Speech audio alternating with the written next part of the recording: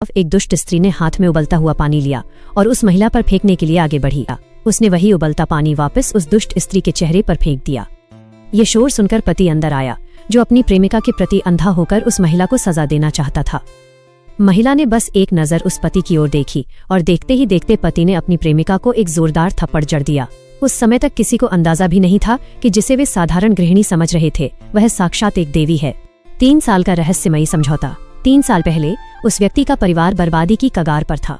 उनके पूर्वजों ने कभी देवी की मदद की थी, इसलिए उस परिवार के बुजुर्ग ने देवी से सहायता की गुहार लगाई। देवी ने उस परिवार को बचाने का वचन दिया और 3 साल के लिए उस आदमी की पत्नी बनकर रहने का समझौता किया। लेकिन उन्होंने एक कठोर शर्त रखी थी, अगले 3 सालों तक वो व्यक्ति उन्हें छू नहीं सकता था। परिवार की समृद्धि के लिए उस बूढ़े ने शर्त मान ली और देवी उनके घर की गृहिणी बन गई। इन 3 वर्षों में उन्होंने न केवल परिवार को संकटों से उबारा बल्कि उन्हें सफलता की ऊंचाइयों पर पहुंचाया। विश्वासघात और अहंकार।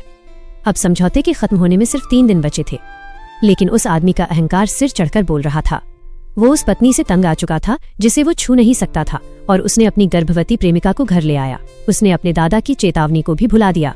उसने अपनी पत्नी को आदेश दिया कि वो मास्टर बेडरूम खाली कर दे। प्रेमिका ने और आगे बढ़कर महिला के सिर से वो हेयरपिन छीनने की कोशिश की, जो केवल एक गहना नहीं बल्कि उस समझौते का पवित्र प्रतीक था।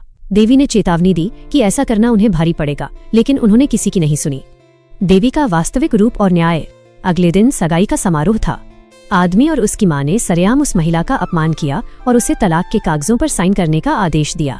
तभी महिला की आंखों में सुनहरी रोशनी चमक उठी। सास अपना नियंत्रण खो बैठी और खुद को बार बार थप्पड़ मारने लगी। ये देखकर सब हैरान थे। महिला जाकर सबसे सम्मानित सीट पर बैठ गई और एक मंत्र का उच्चारण किया।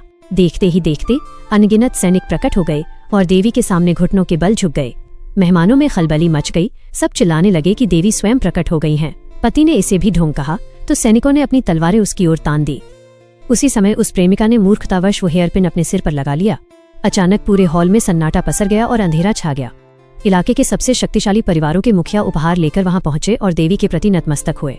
परिवार समझ गया कि उन्होंने साक्षात देवी का अपमान किया है, लेकिन तब तक देर हो चुकी थी। न्याय का समय आ गया था और उसी क्षण एक बिजली का कड़कड़ाता झटका सीधे उस प्रेमिका पर आ गिरा। क्या आप